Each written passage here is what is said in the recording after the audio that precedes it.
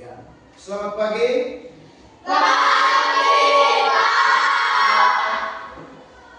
Hari ini kita coba belajar tentang berpikir komputasional, ya. Berpikir seperti komputer, bertindak seperti manusia. Ya.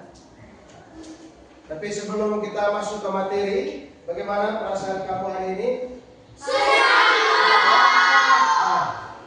Karena sebentar ada makanan bergizi gratis, jadi harus semangat terus, ya.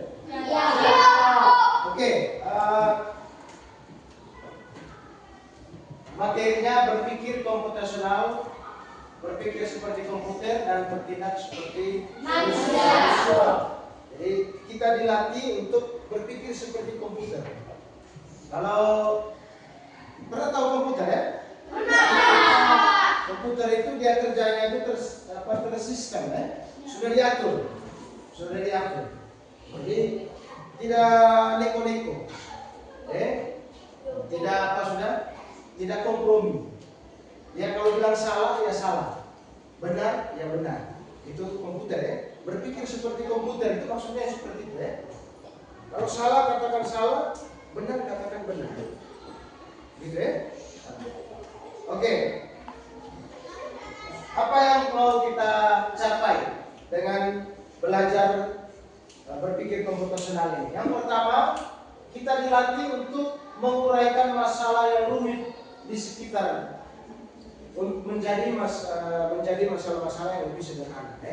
Jadi kita memecahkan masalah yang besar, ya toh? Kita bagi dia menjadi bagian-bagian yang kecil supaya dapat diselesaikan. Yang kita mau capai juga apa? Menemukan pola atau kesamaan dalam suatu masalah. Kita pilahkan masalah-masalahnya, lalu kita lihat, oh dia punya masalah ini bentuknya seperti apa, dia punya polanya seperti apa. Dari situ kita akan melihat dia punya sudah istilahnya benang merah. Kalau kamu pernah dengar kata istilah itu, ya, benang merah, atau dia punya garisnya. Kalau kita sudah belajar dia punya pola, kita tahu dia punya alurnya begini. Oh begini. Kalau sudah sampai di sini dia akan lari ke sini. Kita bisa tahu alurnya.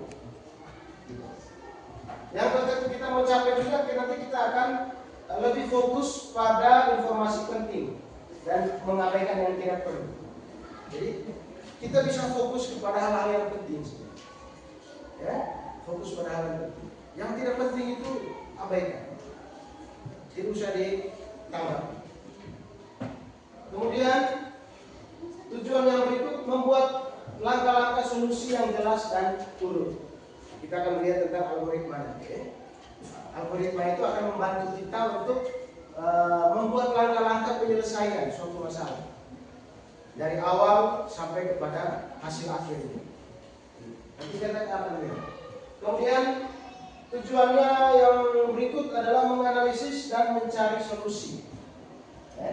Menganalisis, kita menganalisa, melihat secara detail, terperinci.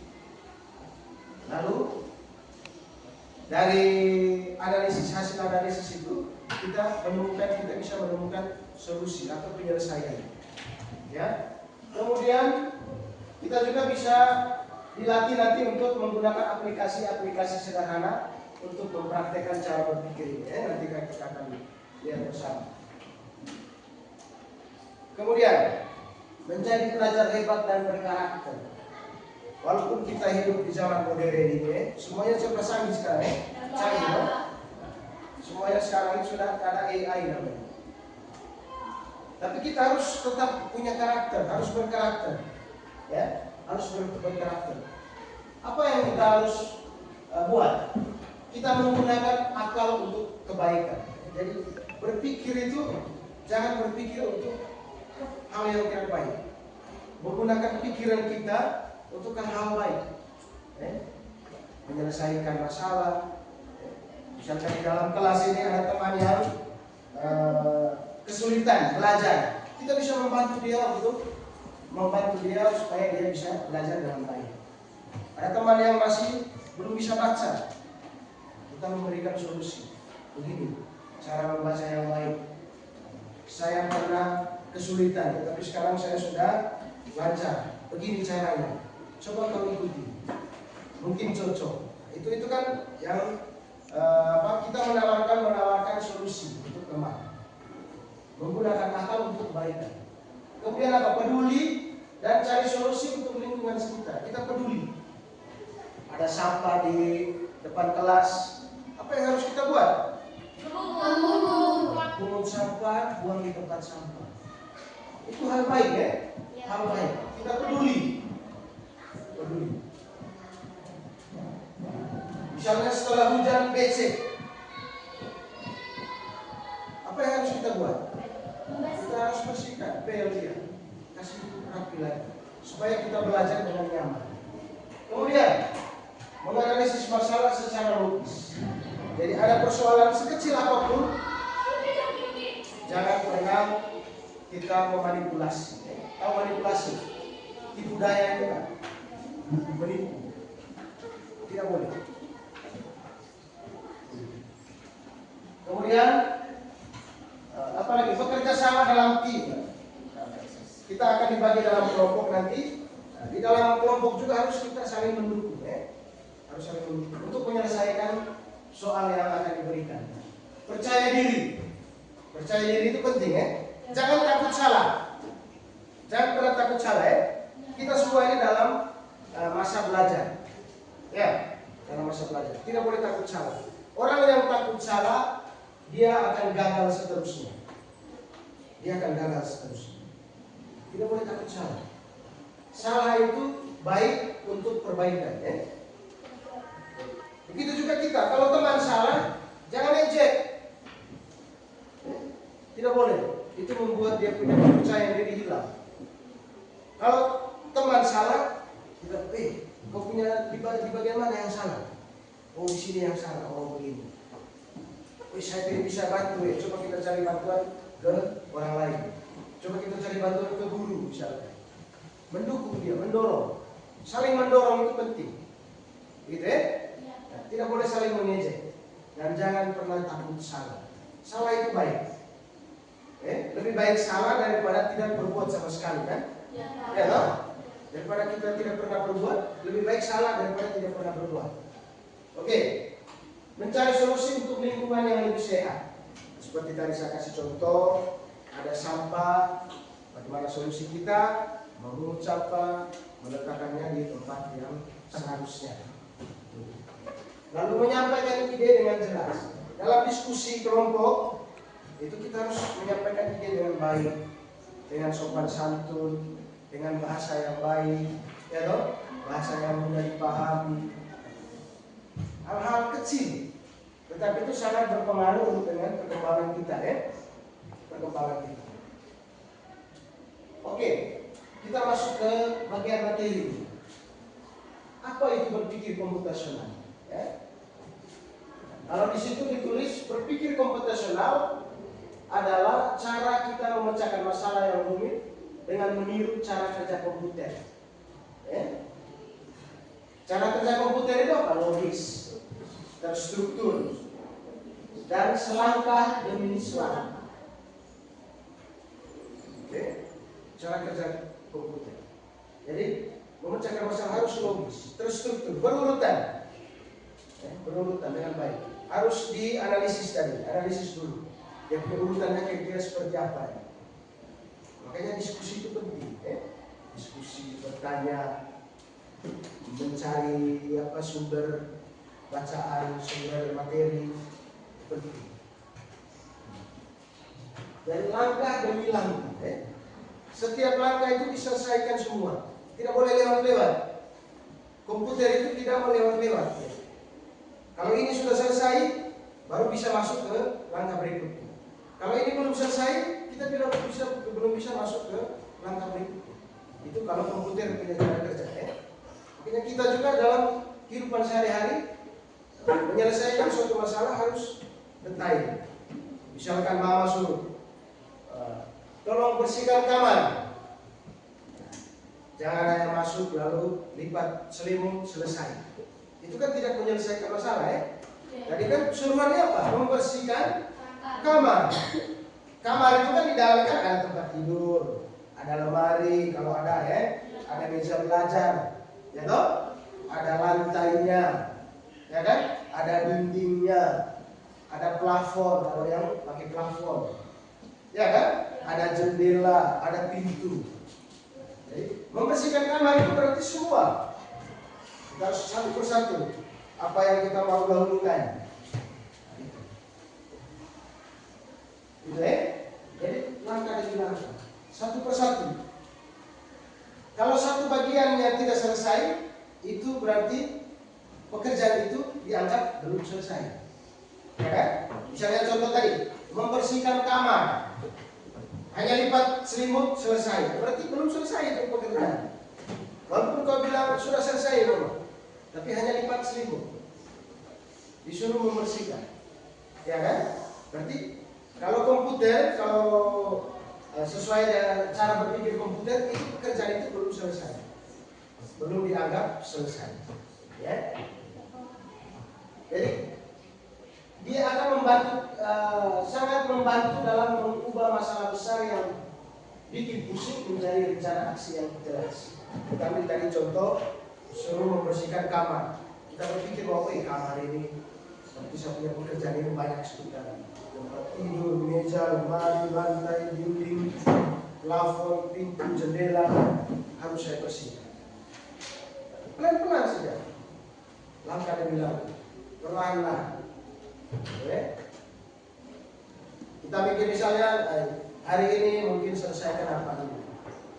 Oh saya pel hari ini. Tapi kita pel juga lihat di atas ada kotoran tidak. Dan sampai setelah kita pel kotoran dari atas jatuh lagi ke bawah. Nah itu kayak terurut.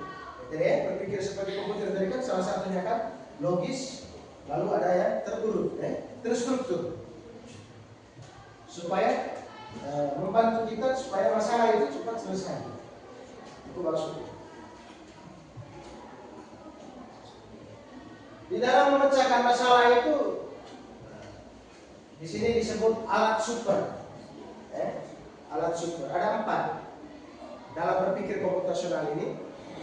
Ada 4 alat super yang membantu kita nanti. Ada dekomposisi, ada pengenalan pola, abstraksi, dan algoritma. Ini cara-cara yang membantu kita dalam menyelesaikan sebuah masalah, memecahkan, mencari solusi dari sebuah persoalan. Ada dekomposisi. Dekomposisi itu memecahkan masalah yang besar menjadi bagian-bagian yang kecil, lalu diselesaikan satu persatu sampai semuanya selesai.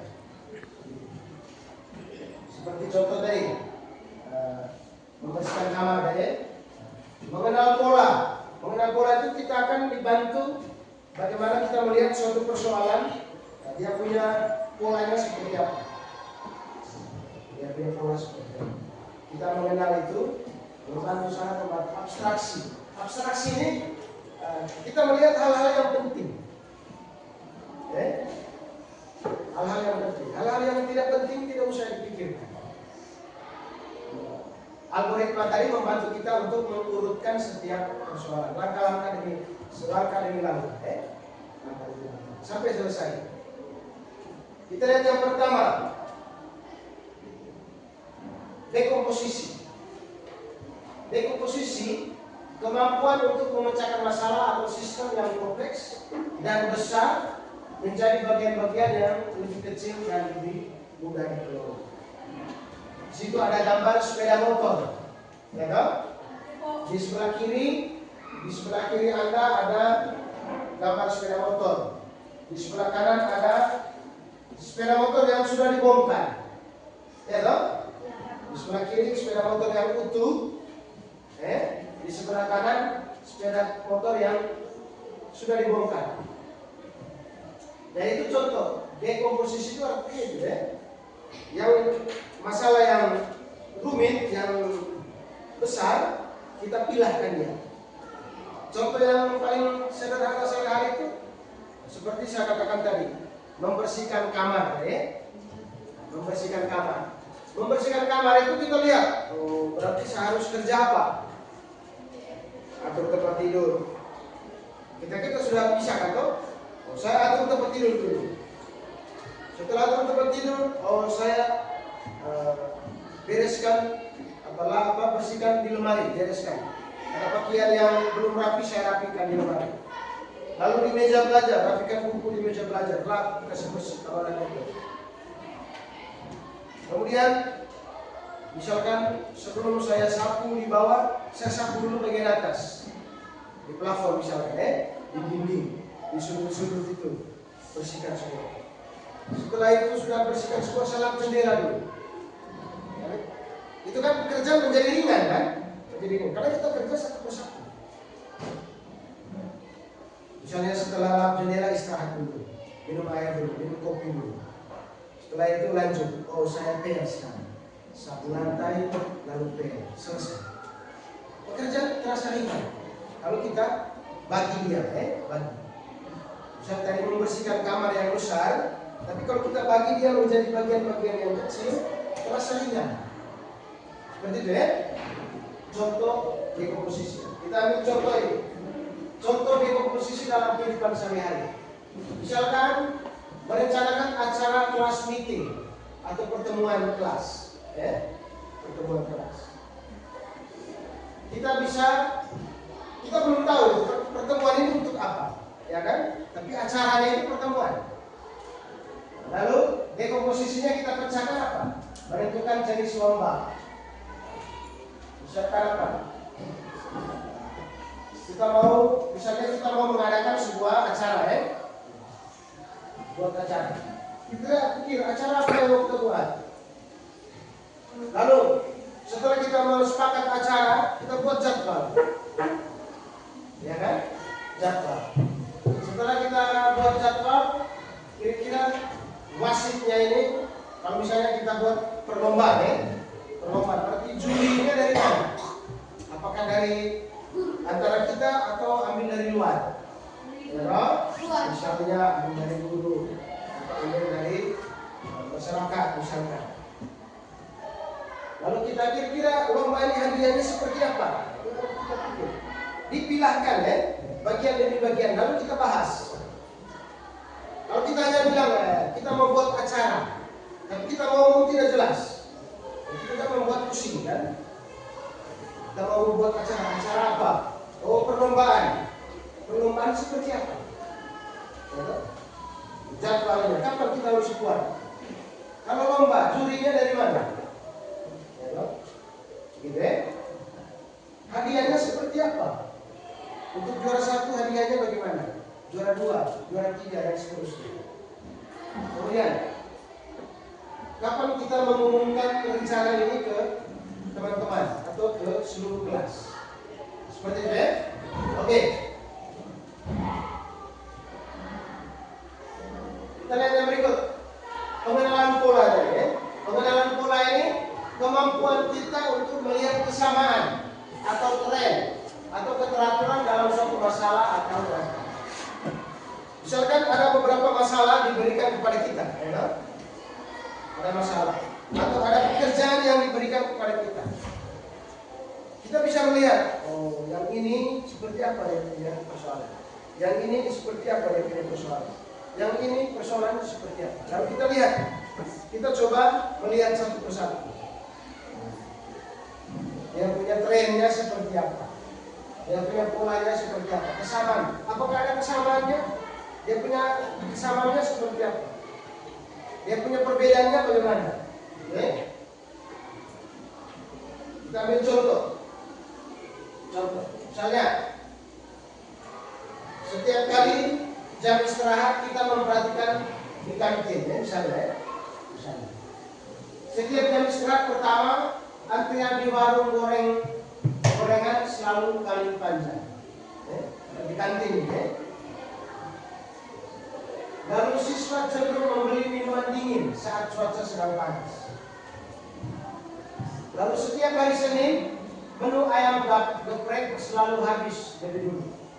Dengan mengenali pola, kita bisa membuat prediksi dan keputusan yang lebih baik. Misalkan persoalan pertama, setiap jam istirahat pertama, antrian di warung gorengan selalu paling panjang. Kemudian siswa cenderung membeli minuman dingin saat cuaca sedang panas. Lalu setiap hari Senin menu ayam geprek selalu habis lebih dulu. Kita bisa tahu, kalau dalam istirahat itu orang lebih suka makan gorengan, karena di warung di tempat gorengan itu antriannya panjang sekali. Ya toh? Dari situ kau bisa berpikir, berarti saya tunggu istirahat kedua. Kalau ada istirahat kedua, baru saya beli warung gorengan. Tapi kalau mungkin sudah habis gorengan, mungkin kau bisa berpikir, jam istirahat pertama itu biasanya paling panjang, berarti saya harus lebih dulu hadir. Pas lonceng bunyi istirahat, saya langsung lebih dulu antri paling depan. Membantu kita memecahkan masalah ya. Karena kita sudah tahu kebiasaan bahwa setiap jam istirahat pertama di warung gorengan itu pasti panjang antri. Ada banyak orang yang mau beli. Jadi saya kalau mau tunggu jam istirahat kedua, pasti habis sudah gorengan. Ya kan? Kalau kita berpikir, kalau saya tunggu jam istirahat, kalau saya beli gorengan pasti habis karena banyak orang. Baik saya lebih cepat. Jam istirahat pertama saya lebih cepat ke warung, ke tempat gorengan, ke kantin, antri paling depan di tempat gorengan. Nanti masalah selesai, ya kan? Masalah selesai, kita dapat gorengan. Saya diberi contoh yang berikut. Siswa cenderung membeli minuman dingin saat cuaca sedang panas. Kita bisa, oh hari ini panas, berarti minuman dingin pasti cepat habis hari ini. Misalnya kau jualan kau jualan. Mereka cenderung kalau musim panas itu mereka lebih suka minuman dingin. Berarti, perkiraan cuaca misalkan besok cerah. Berarti malam ini saya harus kasih beku es, kasih beku ale-ale misalnya. Jual ale-ale misalnya, malam ini saya harus kasih beku ale-ale. Pasti besok lari sih, karena besok perkiraan cuacanya cerah. Cerah itu kan berarti sedang panas ya. Kita bisa melihat dia punya polanya. Kalau misalnya perkiraan cuaca besok hujan, kau jangan kasih beku ale-ale, rugi kau. Ya kan? Karena pasti orang tidak beli, karena dingin. Nah, baik kau siap, besok dingin. Saya coba dia siapkan teh hangat besok. Ya kan? Siapkan teh hangat. Lebih banyak, artinya lebih banyak teh hangat. Minuman dingin mungkin dikurangi. Lebih banyak saya siapkan air hangat. Siapkan beberapa termos. Misalnya kau jualan di kantin sekolah, jualan di kantin sekolah. Kemudian, contoh yang berikut, setiap hari Senin menu ayam geprek selalu habis dari dulu. Kalau kita sebagai penjual, misalnya di kantin sekolah, berarti hari Senin itu tahu memang ayam geprek harus lebih banyak. Karena kita sudah tahu dia punya pola, gitu. Sudah tahu pola. Misalnya hari Senin mereka lebih suka makan ayam geprek. Hari Selasa mereka suka mie ayam, misalnya. Tapi hari Selasa harus lebih banyak mie ayam. Jangan hari Senin kau lebih banyak mie ayam, kau rugi. Karena kau sudah tahu dia punya pola. Belajar pola itu penting, ya. Kebiasaan itu kan, belajar kebiasaan. Apa kita mau Indonesia sekolah? Apa kita mau Indonesia juga? Hari Senin, atau mau Indonesia. Hari Selasa minggu mau Indonesia. Gitu ya? Kalau kita bahasakan sehari-hari gitu ya. Hari Selasa itu. Berarti kita harus lihat. Dengan mengenali pola, kita akan membuat prediksi dan keputusan lebih baik. Kita bisa memprediksi. Besok mereka suka yang ini, berarti hari ini saya harus siap ini lebih banyak. Yang ini yang misalnya besok, hari Senin besok, ayam geprek harus lebih banyak. Mie ayamnya sedikit. Karena besok hari Senin ini mereka biasanya beli ayam geprek lebih banyak.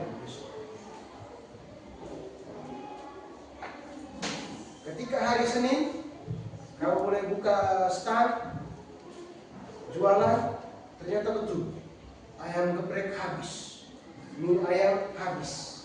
Karena apa? Mie ayamnya memang sedikit ya, tapi habis. Ayam geprek walaupun banyak habis juga karena tahu memang hari Senin mereka pasti banyak beli ayam potong. Contoh, Yang berikut, abstraksi. Kemampuan untuk fokus pada informasi yang penting dan mengabaikan detail yang relevan, yang tidak relevan atau tidak diperlukan. Jadi, kalau dalam kita menyelesaikan sebuah persoalan, kita harus berfokus kepada hal yang penting. Fokus pada hal yang penting. Kalau yang tidak penting, tidak usah. Misalnya, kau punya kawan datang minta bantuan. Saya belum bisa baca, tolong bantu saya dulu. Bagaimana cara supaya saya bisa baca, bisa membaca dengan lancar? Berarti kau fokus hanya di ajar dia bagaimana cara membaca supaya bisa membaca dengan lancar, ya kan? Yang lain kau tidak usah sibuk lagi. Kau tidak perlu tanya bilang kau sudah makan atau belum. Tidak penting. Kau punya mama sehat kan? Tidak penting. Asal harum. Dia sehat. Tidak penting. Berapa kau punya umur sekarang? Tidak penting. Yang kau fokus itu bagaimana caranya supaya dia bisa membaca. Itu saja. Abstraksi. Contoh abstraksi. Kita lihat contoh. Nah, misalnya kita mau berangkat ke pasar naik angkot. Tahu angkot toh? Kita lihat biasa sebut bemo itu kan? Angkot. Kita fokus kepada informasi yang penting. Nomor angkot, lokasi naik dan lokasi turun, ongkosnya berapa. Itu saja yang kita fokus. Misalnya, kau mau ke pasar, tapi kau naik bemo Ranggi. Bisa tidak? Tidak, Pak. Kau mau ke Cancar, tapi kau naik bemo Mano. Berarti kau tidak fokus kan? Tidak fokus kan? Berarti kau harus naik bemo Cancar. Naik bemo ke Cancar, berapa biayanya? Fokusnya di situ, biayanya. Ya kan? Berapa biayanya? Lalu kau turun di mana di Cancar dulu? Fokusnya di situ. Kau tidak perlu tahu warna mobilnya apa, ya toh? Terus berapa nomor, berapa jumlah pohon di sepanjang Maigarin ke sana itu kau tidak perlu hitung. Tidak perlu. Kau lihat apa? Merek sepatu sopir angkot itu berapa? Tidak usah. Sudah naik bemo tanya, Om, bisa nomor sepatu itu? Tidak penting itu. Tidak penting. Oh, bisa nomor dekor itu. Tidak penting. Karena hal-hal itu tidak penting. Yang penting, yang paling penting ketika kau naik demo atau angkot tadi, yang pertama kali naik ini nomornya berapa atau tujuannya ini bemo ini kemana? Ya toh? Kalau kau ke Cancar ya cari bemo yang ke Cancar, ya kan? Jangan cari bemo ke Ranggi. Kau tidak akan pernah sampai ke Cancar. Kemudian biayanya. Kalau misalnya ke Cancar, 20.000 ke Cancar, berarti harus siap uang 20.000 atau lebih, ya kan? Kemudian kau turun di mana setelah di sana? Kalau kau mau lokasi naik, kalau bemo Cancar ini biasanya naik di sana, di apa sudah? Di bemo Cancar ini kan, di Pasifik. Mereka bisa parkir di situ. Kalau saya naik bemo Cancar berarti saya harus ke Pasifik, ya kan? Tanyanya di sana. Karena kalau kau tanya di Puni tidak ada. Memang ada bemo Cancar itu, ya toh? Saya harus naik di Pasifik ini. Dan fokusnya di situ. Jadi abstraksi itu membantu kita agar tidak terganggu oleh hal-hal yang tidak penting. Jadi kita sedang Kita sedang menyelesaikan sebuah persoalan. Hal-hal yang tidak penting yang mengganggu kita itu kita bisa abaikan.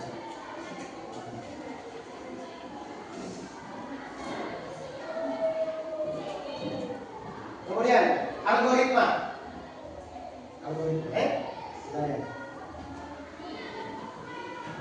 Algoritma itu membantu kita merancang. Algoritma adalah merancang serangkaian instruksi atau aturan yang jelas, urut dan langkah demi langkah untuk menyelesaikan suatu masalah. Contoh gambar di situ ada resep nasi goreng, lalu di sebelahnya ada algoritma. Algoritma membuat nasi goreng, ya. Bagaimana langkah-langkah membuat nasi goreng? Ya. Siapkan penggorengan di atas api sedang. Langkah yang berikut, tuang minyak secukupnya. Masukkan bawang putih dan daun bawang cincang. Masukkan sosis dan 1 butir telur ayam.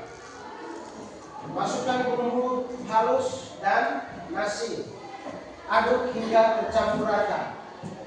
Nasi goreng siap disajikan. Selesai. Nah, itu urutan langkah, ya. Urutan langkah. Urutan langkah itu tidak boleh tertukar. Terurut. Tadi kan kita sudah katakan di awal, berpikir seperti komputer, kan, ya. Terurut, terstruktur. Komputer itu kalau kita lewat di satu langkah, maka langkah yang berikut tidak akan kita bisa selesaikan. Gitu, ya? Harus diselesaikan langkah demi langkah. Kita lihat contoh sehari-hari. Misalnya contoh mengirim pesan WhatsApp ke teman. Langkah-langkahnya apa? Buka kunci ponsel, kalau ada kuncinya, ya. Cari dan buka aplikasi WhatsApp. Langkah yang berikut, pilih kontak teman yang dituju. Ketik pesan di kolom chat, tekan tombol kirim. Itu kan langkah yang sistematis, sudah terstruktur, ya. Terurut. Tidak boleh ditukar. Tidak boleh ditukar. Misalnya, kau cari dan buka aplikasi WhatsApp, baru kau buka kunci ponsel. Bisa tidak? Tidak bisa, kan? Atau kau tekan tombol kirim, baru kau ketik pesan. Tidak bisa, kan? Iya, Pak. Langkah demi langkah. Algoritma itu membantu kita itu. Langkah demi langkah. Harus logis, logis, kan? Kalau kirim, tekan tombol kirim, baru kita ketik pesan, kan tidak logis, toh? Ya, toh? Tidak logis. Terus struktur. Langkah demi langkah. Kesimpulan apa kita hari ini? Berpikir komputasional bukan hanya untuk programmer. Tahu programmer? Tahu? Tidak tahu. Programmer itu orang yang membuat program aplikasi, itu disebut programmer. Mereka yang buat WhatsApp, mereka yang buat Facebook, mereka yang buat YouTube, buat TikTok, itu disebut programmer. Jadi kita belajar berpikir komputasional ini bukan hanya untuk programmer. Ini adalah cara berpikir yang membantu kita untuk menjadi lebih terstruktur dalam menghadapi tantangan, efisien dalam mencari solusi, kreatif dan percaya diri. Membantu kita untuk itu. Berpikir terstruktur, logis. Menyelesaikan masalah itu tidak, orang istilah Manggarai apa? Habihau, kambilambo, kamu. Itu tidak boleh, ya, karena kalau berpikir seperti komputer itu tidak habihau, tidak kambilambo, gitu, ya. Dia kerja, terus struktur, langkah demi langkah. Efisien, artinya supaya kita lebih menggunakan waktu yang sedikit, tetapi menghasilkan sesuatu yang baik, solusi yang menghasilkan penyelesaian masalah dalam waktu yang singkat, tidak membutuhkan waktu yang banyak, tidak membutuhkan biaya yang banyak, ya toh, tidak membutuhkan tenaga yang banyak, itu efisien. Terstruktur, lalu kreatif, percaya diri. Kita akan lebih percaya diri. Oke. Nah, kita masuk ke tugas ya. Saya bagi dulu, nanti kamu akan membuat sebuah proyek berpikir komputasional, solusi untuk sekolah. Tidak punya dulu ya. Tulis, jangan lupa tulis nama kelompok, anggota kelompok. Lalu tujuan proyeknya mengidentifikasi suatu masalah nyata di lingkungan sekolah dan merancang sebuah solusi menggunakan 4 pilar berpikir komputasional tadi ya. Tadi komposisi, apalagi tadi? Pola, jadi kamu menggunakan itu ya, 4 itu. Jika kamu boleh memilih salah satu, mau pakai apa? Mari kita lihat dulu. Langkah yang pertama, observasi dan diskusi. Identifikasi masalah. Amati lingkungan sekolahmu, diskusikan dengan kelompokmu masalah apa yang sering terjadi dan mengganggu kenyamanan bersama. Di sini saya ambil contoh sampah yang menumpuk di depan kelas belajar istirahat. Itu contoh. Tapi jangan ambil ini lagi ya. Kamu silakan berpikir kira-kira masalah yang sering muncul di sekolah kita apa? Salah satunya itu sampah tadi. Lalu langkah yang kedua, dekomposisi. Kamu uraikan masalah yang besar menjadi 3-5 bagian yang kecil. Kamu uraikan. Misalnya saya mencontoh tadi sampah menumpuk di depan kelas. Kira-kira diuraikan masalahnya, uraikan. Oh, masalah sampah. Setiap jam istirahat masalah sampah di depan kelas. Lalu kamu uraikan menjadi bagian-bagian atau pertanyaan-pertanyaan yang lebih kecil. Yang pertama, misalkan siapkan berarti mungkin karena sampah di depan karena tidak ada kotak sampah di depan kelas. Ya, belum ada kesadaran dari teman-teman untuk membuang sampah kepada tempatnya. Itu kan sudah dipecahkan toh? Sudah dipecahkan kan? Misalnya, jangan contoh sampah di depan kelas toh? Berarti masalah kita bagi. Berarti masalahnya karena belum ada tempat sampah di depan kelas. Itu kita sudah pisahkan toh? Berarti harus ada tempat sampah di depan kelas. Kemudian belum ada kesadaran dari siswa. Kita harus mengingatkan siswa terus-menerus. Itu solusinya. Itu contoh ya. Belum ada, misalnya harus tulis dia punya peringatan di depan kelas. Dilarang membuang sampah di depan kelas. Tuh, kita sudah pecahkan. Ya toh? Dari masalah tentang sampah yang besar ini, kita pecahkan menjadi masalah-masalah yang kecil, pasti akan dapat solusinya. Itu contoh ya. Tidak boleh ambil itu lagi. Kemudian langkah yang ketiga, pengenalan pola atau abstraksi. Mencari pola dan informasi penting. Jawab pertanyaan di bawah ini berdasarkan pengamatan dan diskusi. Kapan biasanya masalah ini terjadi? Siapa saja yang terlibat? Ada kesamaan dari waktu ke waktu. Misalkan, contoh sampah tadi ya. Ambil contoh sampah tadi. Buat pertanyaan-pertanyaan.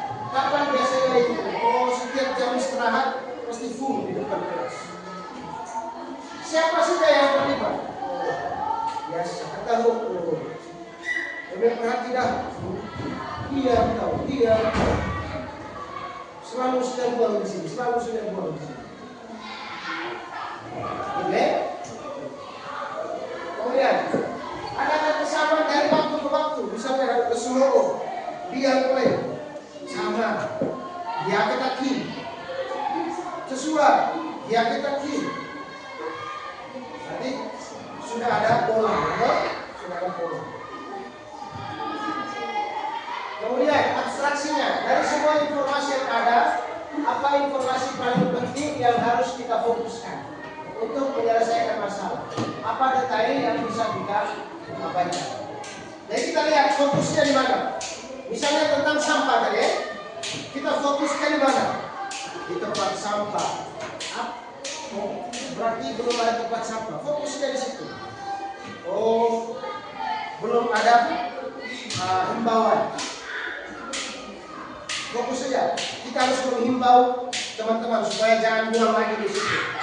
Oh, saya harus tempel tulisan di depan kelas. Dilarang membuang sampah di sini. Itu contoh. Kita fokus di situ. Jangan fokus ke hal-hal yang di luar dari masalah itu. Kemudian algoritma, kita merancang langkah-langkahnya. Contoh, ini contoh algoritma tentang sampah tadi Mulai. Langkah pertama mulai, pasti mulai selalu ada mulai Setiap kelas menyiapkan 2 tempat sampah, organik dan anorganik di depan kelas. Itu dia punya langkah solusinya sudah Ketua kelas membuat jadwal piket sampah harian. Buat jadwal. Langkah solusinya. Siswa membuang sampah sesuai jenisnya. Langkah solusi. Yang kertas, plastik di sini, organik di sini, anorganik di sini. Kemudian petugas piket memastikan sampah di depan kelas bersih sebelum pulang. Langkah-langkah solusinya. Setiap hari Jumat ada penghargaan untuk kelas bersih. Contoh langkah-langkah solusi. Lalu selesai.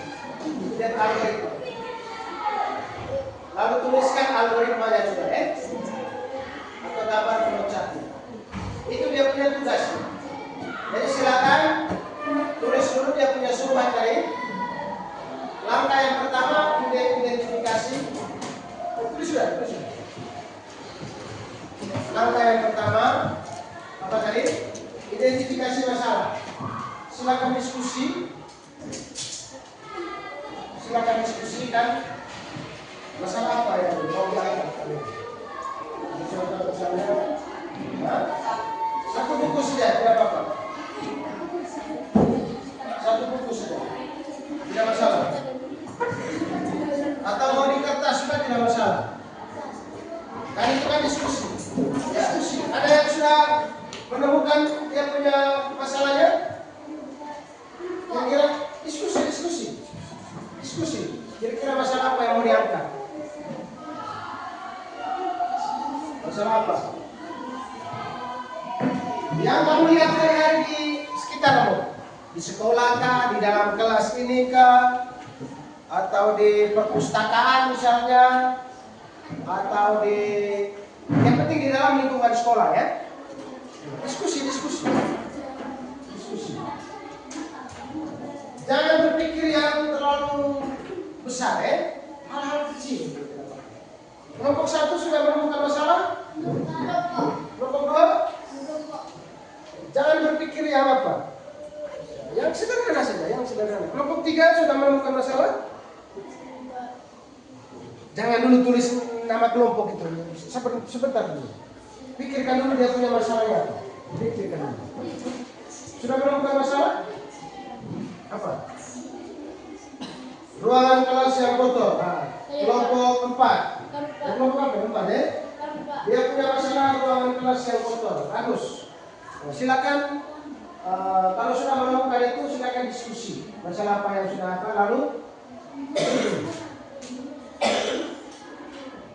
kemudian kelompok 3 pembulian kelompok 3. Kelompok 4, kelompok 2 membuang sampah. Masih sama ini kebersihan di dalam kelas ini, sampah di dalam kelas. Harus yang lain-lain lah, karena di sekolah ini tidak mungkin masalah sampah saja. Jangan terlalu berpikir yang sederhana saja. Masalah apa? Sambil contoh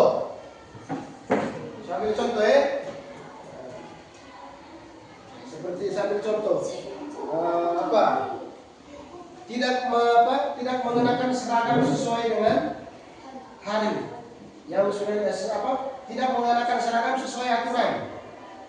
Itu juga masalah itu juga masalah toh. Ribut di dalam kelas itu juga masalah. Itu sambil contoh. Kira-kira silakan siapa yang mau ambil itu? Kamu ribut di dalam kelas. Ya, kamu punya itu. Kamu punya. Misalkan apa masalahnya? Sudah. Apa masalahnya? Nah, selalu terlambat. Murid selalu terlambat itu. Bagus persoalannya. Hal-hal yang hari-hari kita buat itu kan. Hari ini tadi apa tadi? Kebersihan ruang kelas yang kotor. Ini tadi apa tadi? Ribut dalam kelas. Ini tadi bullying, ya? Bullying. Kemudian ini tadi apa tadi? Terlambat, ya? Terlambat masuk sekolah atau kelas? Sekolah. Itu urusan apa? Sikap itu banyak. Sikap itu banyak. Lonte itu. Kemudian apa? Gangga. Itu juga sikap tidak bagus, gangga. Beci hasta. Itu juga sikap malas. Malas mengerjakan tugas, ya. Itu mereka punya masalah ini. Silakan. Apa? Kamu punya? Tidak melaksanakan piket kelas, ya. Sudah, ya? Berarti kita bukakan dulu untuk kita semua. Kita sudah melewati langkah yang pertama, identifikasi masalah, ya. Sekarang dari masalah itu,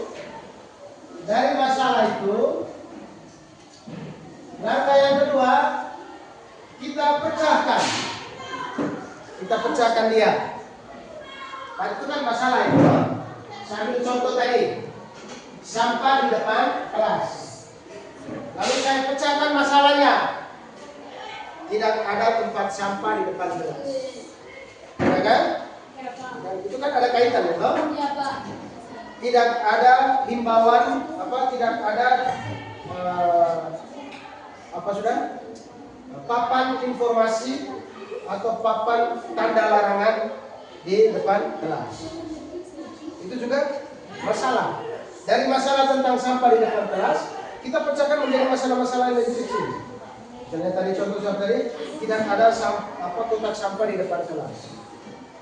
Tidak ada papan larangan di depan kelas untuk membuang sampah juga.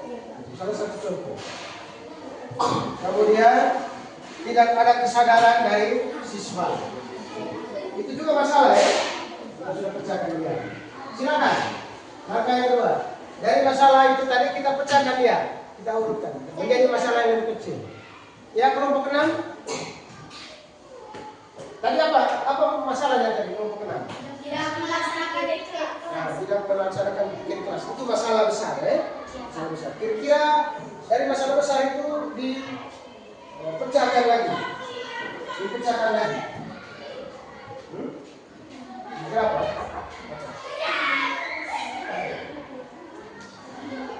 Apa masalah yang besar itu?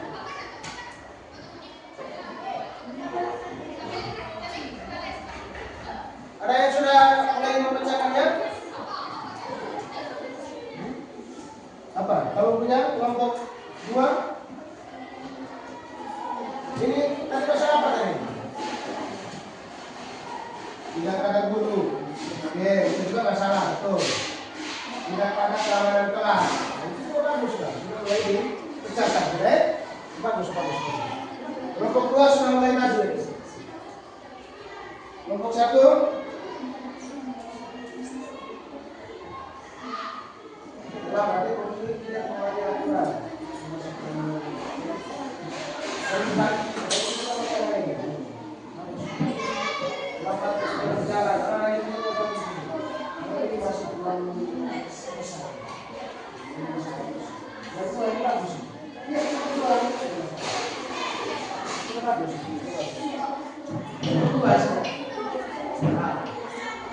Kamu bisa memecahkan dia menjadi 2 saja juga tidak apa-apa.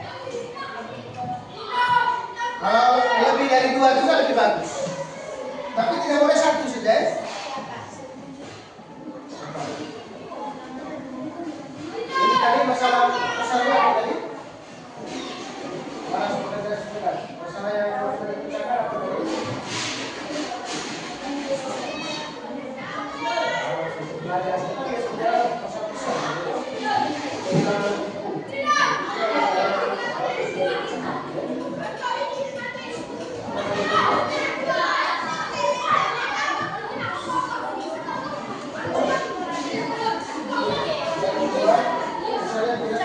apa? Oke. Yang membuat jadwal belajar di rumah. Ini apa salah? Apa kalau punya?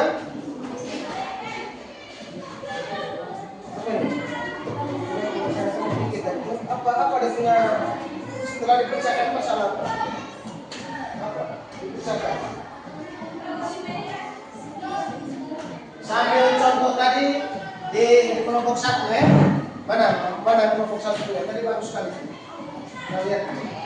Sambil contoh ini kelompok 1 punya. Mereka punya masalah yang besar itu apa tadi? Murid-murid yang selalu terlambat. Itu masalah besar ya. Lalu dekomposisinya mereka pecahkan dia sering parkir. Ya toh, sering parkir artinya jalan dari rumah tetapi singgah di situ dulu. Kalau nonton dari DKRD, kalau kirim teman di parkir di. Lalu lambat ketika berjalan, jalannya santai. Itu juga masalah ya. Dari masalah terlambat yang besar tadi mereka pecahkan dia menjadi masalahnya mereka sering parkir. Masalahnya mereka jalannya terlalu lambat. Itu contoh ya. Bagus sekali. Kemudian contoh yang kelompok 2 mana saya lihat. Kelompok 2 ini juga bagus tadi. Mereka punya masalah yang besar tadi apa tadi kemudian? Ribut di dalam kelas. Mereka pecahkan dia, ribut di dalam kelas itu. Tidak ada guru. Itu juga bagus ya. Tidak ada guru.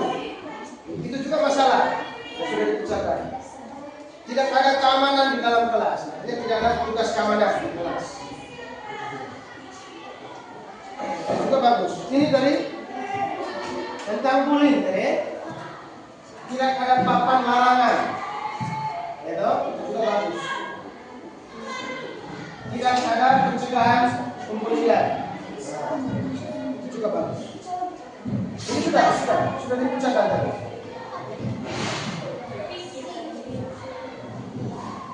Kelompok berapa sudah keempat ya? Kelompok keempat punya masalah besar tadi apa tadi? Ruang kelas yang kotor. Setelah dipecahkan, tidak ada alat kebersihan. Itu juga masalah ya. Tidak ada alat kebersihan. Misalnya tidak ada sapu di kelas, ya toh? Itu juga bagus. Sudah dipecahkan dia. Supaya kita bisa menyelesaikan satu persatu. Tidak ada jadwal pikir. Karena tidak ada jadwal pikir yang jelas, misalnya ya. Itu juga bagus. Bagus. Saya satu-satu, saya baca ini. Ini tadi kelompok 5 ya. Masalah besar tadi apa tadi? Malas mengerjakan tugas. Mereka punya setelah dipecahkan dia kehilangan buku. Itu juga bisa membuat dia malas. Nah, itu juga masalah ya. Jadwal belajar tidak ada jadwal belajar di rumah ya. Jadwal belajar di rumah. Tidak ada jadwal belajar. Bermain HP, nah, itu juga masalah ya. Itu juga bagus. Dia masukkan dengan bermain HP, itu bagus.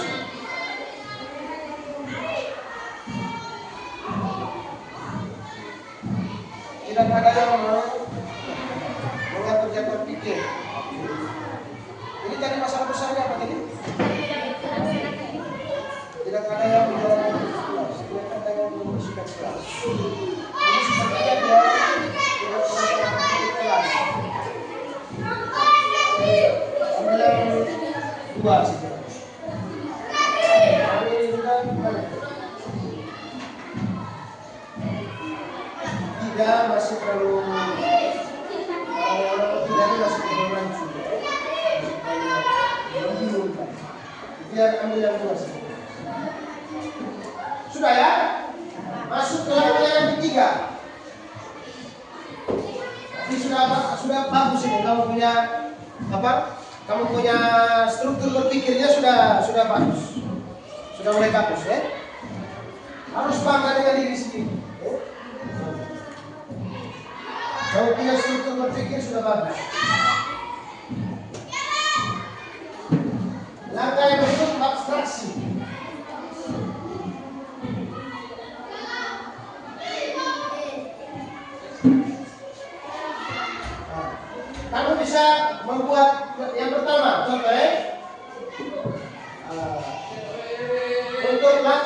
ketiga, lihat sini dulu. Semua perhatikan ke depan dulu. Untuk langkah yang ketiga, ada pertanyaannya. Silakan menjawab pertanyaan ini. Silakan menjawab. Tidak boleh menyebut nama, ya, Misalnya ada kata siapa di situ, siapa saja yang terlibat. Misalnya kamu bisa menemukan beberapa, apakah siswa laki-laki atau siswa perempuan, ya kan? Atau siswa kelas berapa? Sebutkan saja, ya. Tidak boleh sebut nama, ya. Tidak boleh sebut nama. Kapan biasanya masalah ini terjadi? Kapan? Dijawab. Untuk langkah yang berapa sudah ketiga, Kemudian siapa saja yang terlibat? Tidak boleh menyebut nama. Sebut saja, apakah laki-laki, apakah perempuan, apakah semuanya, apakah siswa kelas 8, apakah siswa kelas 7, apakah siswa kelas 9. Gitu, Adakah kesamaan dari waktu ke waktu? Misalnya hari ini, besok atau minggu lalu, bulan lalu, dengan minggu ini, minggu lalu dan minggu ini, apakah ada kesamaan atau tidak? Dari semua informasi yang ada, apa informasi paling penting yang harus kita fokus untuk menyelesaikan? Apa detail yang bisa kita abaikan? Ya, langsung jawab semua. Saya ambil contoh, Saya ambil contoh tentang abstraksi tadi, ya. Misalnya kita ambil masalah tadi, kelompok 1 tadi apa? Kelompok 1 tadi apa tadi? Terlambat tadi. Berarti fokus di tadi masalahnya, masalah terlambat, Fokus di situ. Fokus tentang mereka jalan santai, mereka parkir, atau terlambat bangun tidur, begitu kan? Terlambat bangun tidur. Fokusnya di situ. Jangan fokus bilang dia punya umur berapa, tidak usah. Jangan fokus bilang dia punya rambut dia sudah dicuci atau belum. Karena kamu berbicara tentang terlambat, Kalau ini tadi tentang libur, berarti tidak ada kaitan dengan sampah, tidak ada kaitan, Ini tentang bullying, Berarti tidak ada kaitan dengan sampah. Jadi fokus pada masalahnya. Ya, silakan sudah. Langkah yang ketiga.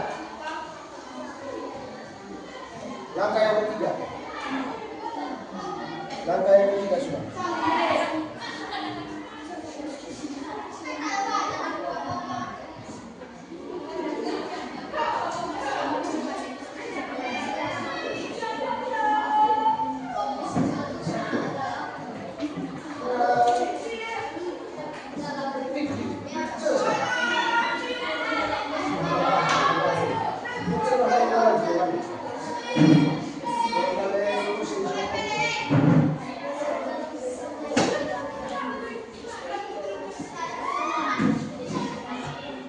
Nanti kelompok 1 bacakan hasilnya di depan, Kelompok 1 dengan kelompok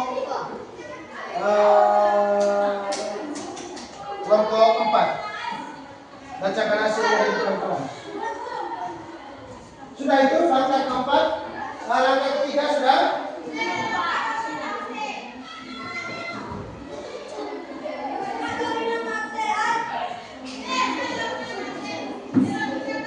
Kelompok berapa tadi? 1 dan 4, Baca di depan. Yang lainnya silakan menanggapi kalau ada kekeliruan. Kalau ada masukan silakan berikan masukan. Ya, depan,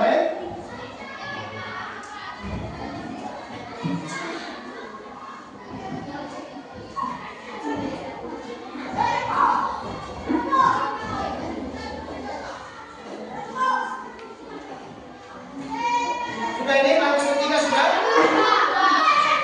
Ulangan.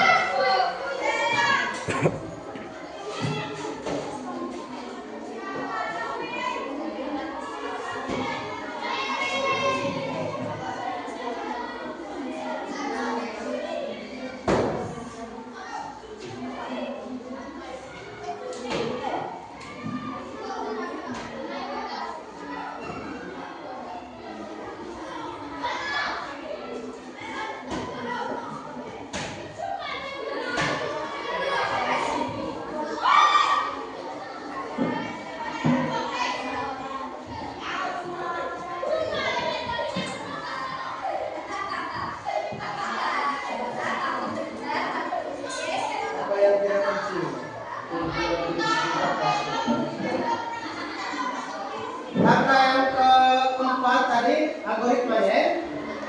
Algoritma itu bikin seperti contoh tadi. Langkah-langkah penyelesaian. Langkah-langkah penyelesaian ya. Algoritma. Ini contoh algoritmanya.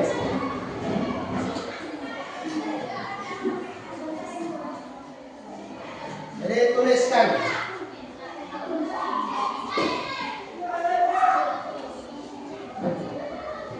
Tidak usah sampai 5, juga tidak apa-apa ya.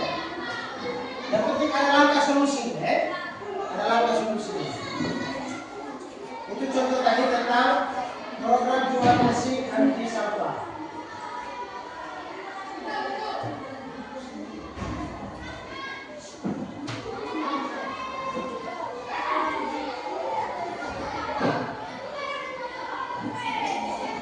Buat yang punya langkah solusi ya.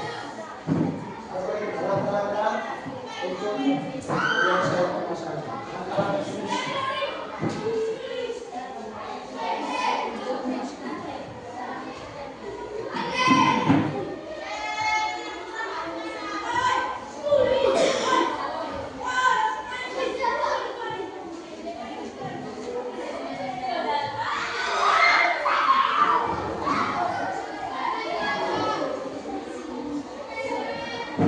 Sudah ya? Supaya cepat makanan sudah mau.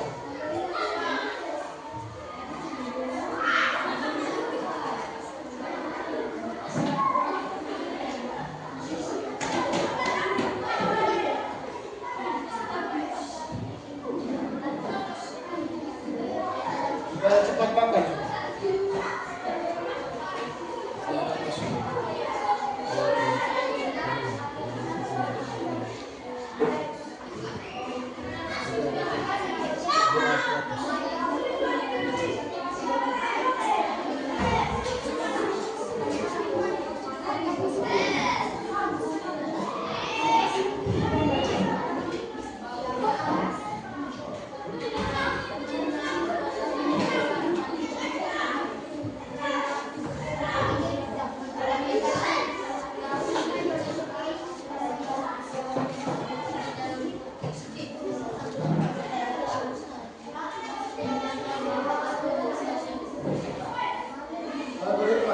Bisa.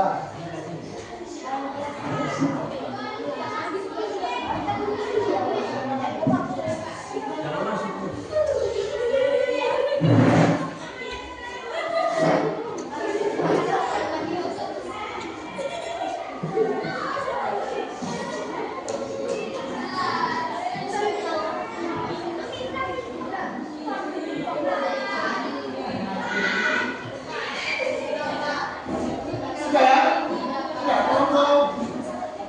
kelompok 5 sudah? Silakan coba kelompok 5. Di depan sini, di depan sini. Ya, mari kita dengar dulu kelompok 5. Mereka mau membacakan hasilnya. Jangan perlu tahu ke di sini. Menghadap ke sana, menghadap ke teman-teman. Jangan Assalamualaikum. Sutra jarak kita sedikit. Nah, ya mari kita mendengarkan laporan hasil diskusi kelompok 5. Ya, silakan. Besar sedikit, besar. Masalah mengerjakan tugas itu adalah masalah yang kami akan mengerjakan adalah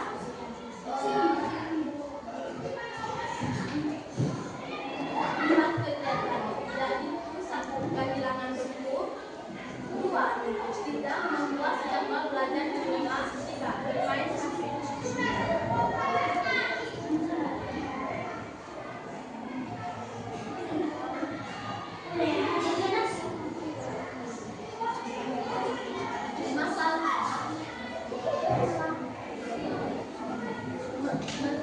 menyelesaikan masalah kedua, yaitu usaha dan menyelesaikan tugas. Biasanya laki-laki yang sudah mengerjakan tugas, 3 biasa mengerjakan tugas, yang telah tidak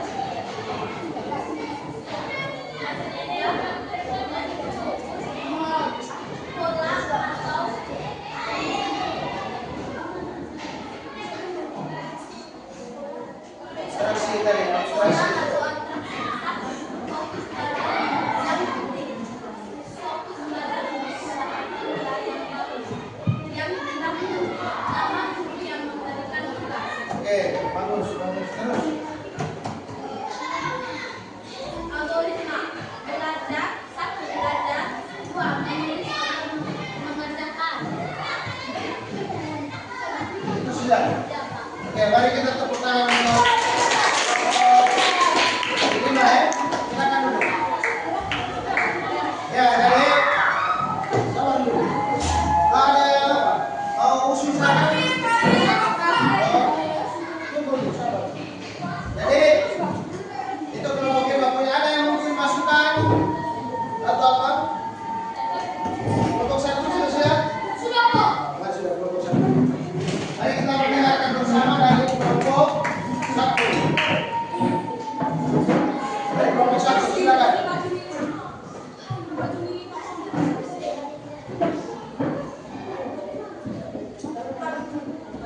Selamat pagi teman-teman. Hari ini kami akan mempresentasikan hasil langkah pertama, identifikasi masalah. Masalah yang kami pilih adalah murid-murid yang selalu terlambat masuk sekolah.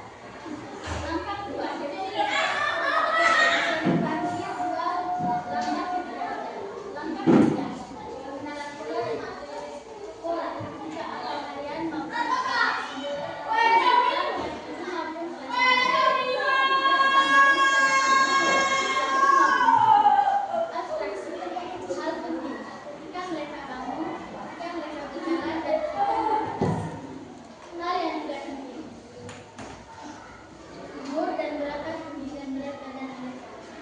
Langkah keempat, algoritma.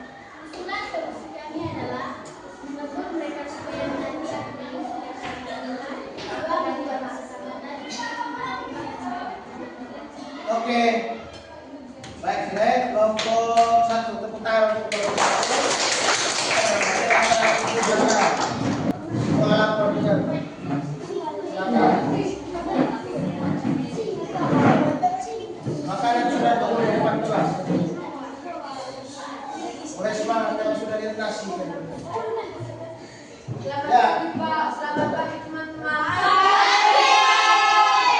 Kami akan mempresentasikan hasil kerja kelompok kami. Masalah yang kami pilih adalah ribut dalam kelas. Langkah kedua, dekomposisi. 1. Tidak ada guru. 2. Tidak ada keamanan kelas. Langkah ketiga, pengenalan pola dan abstraksi. 1. Pola. Saat guru tidak ada, siswa laki-laki setiap guru tidak ada. Abstraksi, fokus membuat struktur keamanan dalam kelas, mengabaikan informasi tentang umur siswa. Langkah 4, algoritma, membuat struktur kelas tentang halaman, memilih keamanan kelas.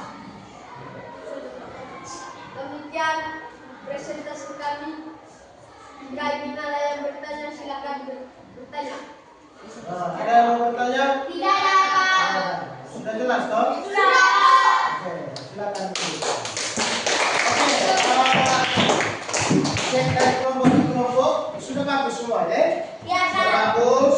Artinya kamu punya proses berpikir sudah terstruktur dengan baik. Itu contoh-contoh kegiatan itu ya. Nah, oke.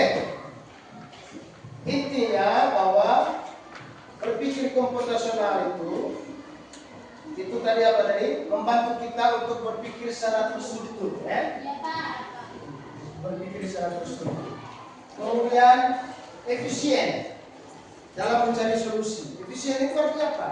Tidak memakan biaya, tidak memakan waktu, tidak memakan tenaga atau energi. Oke, dengan biaya yang murah, dengan waktu yang singkat, dengan tenaga yang tidak banyak, tapi kita bisa menyelesaikan masalah yang besar. Efisien. Kemudian apa? Kreatif dan percaya diri. Dari saya lihat kita semua sudah percaya diri. Tidak usah takut ya. Tidak usah takut. Jangan pernah takut salah. Lebih baik salah daripada tidak pernah berbuat sesuatu. Ya kan? Ya, Pak. Apakah tadi saya pernah mengatakan bahwa ini salah? Tidak. Saya hanya memberikan jalan. Oh, mungkin ini terlalu luas. Coba dipecahkan lagi. Mungkin ini tidak masuk akal, coba cari yang lain. Gitu, ya kan? Saya tidak bilang, ini salah, tidak boleh. Gitu.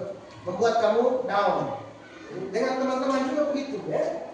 Dengan teman-teman di kelas, dengan teman-teman di sekolah, dengan adik di rumah. Jangan pernah mengatakan tidak boleh kepada adik yang masih kecil. Nanti mereka takut terus.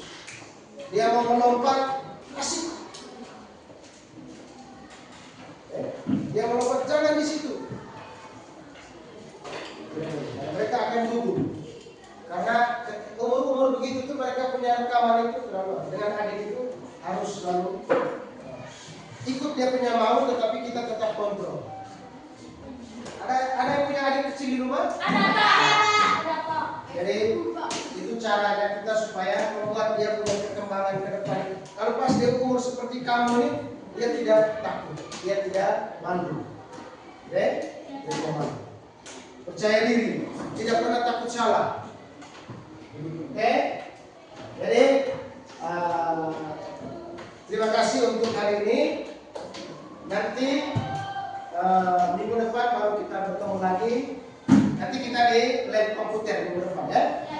Minggu depan. Seperti biasa tugas buku, ambil buku di perpustakaan, lalu setelah itu tidak usah disuruh lagi, ya. Tidak perlu disuruh. Tugas. Ketika jam, jangan dulu selesai. Ketika jam, langsung pergi ambil. Ya. Jadi minggu depan kita di lab komputer, ya. Oke. Baik. Mari kita berdiri, kita tutup dengan doa. Saya, Pak.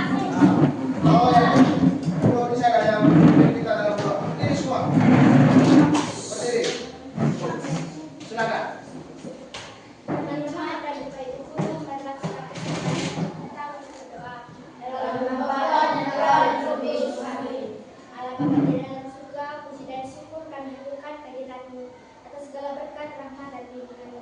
Sehingga pada pagi hari ini kami dapat menyelesaikan aktivitas kami. Ya Bapa, sebentar lagi kami akan istirahat. Semoga Kau selalu melindungi kami dan jaga hidup kami. Kami kami puji ya Bapa hari ini esok sepanjang segala masa. Amin. Dalam nama Bapa dan Putra dan Roh Kudus. Amin. Oke, kita lihat nasi di luar. Tuhan.